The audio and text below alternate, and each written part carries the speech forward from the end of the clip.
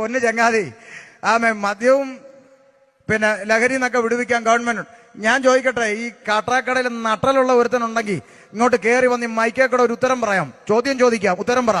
ഈ കൊച്ചു കേരളത്തെ കുടിക്കാൻ കൊടുക്കുന്ന ആരാ പറ? അതാത് ഗവൺമെന്റ്. കുടിച്ചവനെ വഴി പിടിച്ചു നിർത്തി പിഴ അടപ്പിക്കുന്ന ആരാ? അതും സർക്കാർ. നാടകമേ ഉലകം.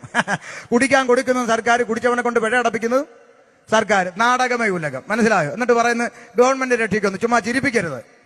ഒരു സാധാരണ കൂലിപ്പണിക്കാരന്റെ ഒരു ദിവസത്തെ ജീവിതം എന്താണെന്ന് കാട്ടാക്കടക്കാർ ഇന്ന് വരെ ചിന്തിച്ചിട്ടുണ്ടോ? ഇല്ലെങ്കിൽ ഇതേ കേട്ടോ, 2 മിനിറ്റ് തിരക്കുണ്ടെങ്കിൽ കേട്ടോ.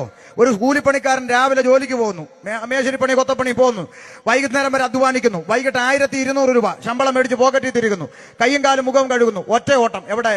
ബിവറേജിലേക്ക്. തലേ തോർത്ത് വിട്ടുകൊണ്ട് പമ്മി നിൽക്കുകയാണ് കുപ്പിയെടുക്കാൻ. തൊട്ട് പുറകെ ഹെൽമെറ്റ് വെച്ചോണ്ട് മോൻ നിപ്പുണ്ട്, അത് പുള്ളി അറിയുന്നില്ല. അപ്പൻ തോർത്ത് വിട്ടുകൊണ്ട് മോ ഹെൽമെറ്റ് വെച്ചോണ്ട്, രണ്ടുപേരും ഒറ്റ ക്യൂവില. പുതിയ കാഴ്ചയാ. 1200-ൽ 700 രൂപ കൊടുത്ത് കുപ്പി എടുത്ത അപ്പൻ ബിവറേജിന്റെ മൂല മാറി ഇരുന്ന് കുപ്പി അടിച്ചു തീർക്കുന്നു. അപ്പൻ ഫിറ്റാകുന്നു, കുപ്പി കാലിയാകുന്നു, മിച്ചം 500 ആകുന്നു. കണക്ക് ശരിയല്ലേ?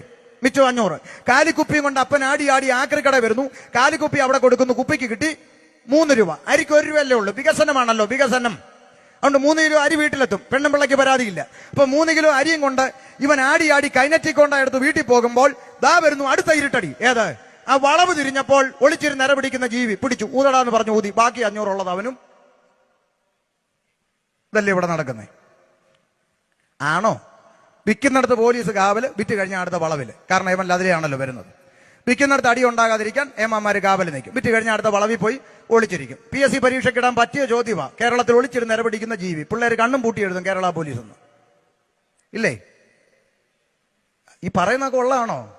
ഇവിടെ നടന്നുകൊണ്ടിരിക്കുന്ന കാര്യമാണ്. എന്നിട്ട് പറയാ കുടിക്കാൻ കൊടുക്കുന്ന. ഇപ്പൊ ഗവൺമെന്റ് ഏറ്റവും പുതിയ വാർത്ത, ഗവൺമെന്റിന്റെ നേതൃത്വത്തിൽ ഗ്രാമാന്തരങ്ങളിൽ കള്ള് വിതരണം ചെയ്യുമെന്ന. കള്ളെന്ന് പറയരുത്, പോലീസ് പിടിക്കും. പോഷകാഹാരം എന്ന് പറയണമെന്നാ മന്ത്രി പറഞ്ഞു. സോറി, ക്ഷമിക്കണം, തിരുത്തുന്നു. പോഷകാഹാരം.